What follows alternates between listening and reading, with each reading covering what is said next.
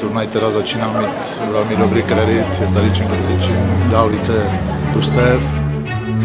Když to měl spočítat, tak 10. rok, 12. rok, co jsme tady. Po Pragáči takový druhý nejlepší turnaj tohle určitě. Co známko dá a přijeli jsme sem vyhrát. My jsme kluci z Kopřivnice a doufáme, že vyhráme.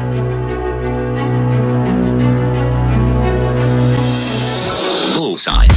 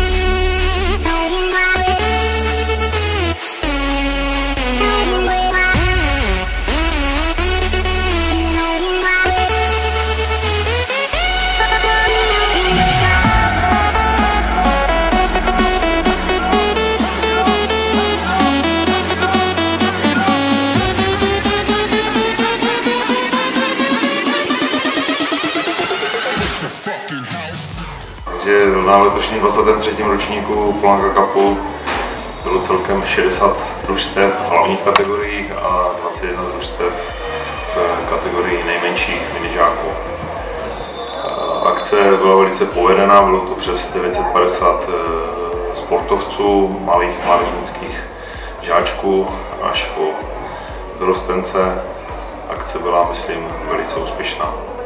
Na Polance jsme druhým rokem, určitě se nám tady hodně líbí, minule jsme obhájili druhé místo, tak dneska jsme znova ve finále, tak se budeme snažit letos na první. Parádní akce pro děcka, všechno super. Přijeli jsme tady s klukama, s holkama z Holešova. Dneska se to tady líbilo, nám samozřejmě taky.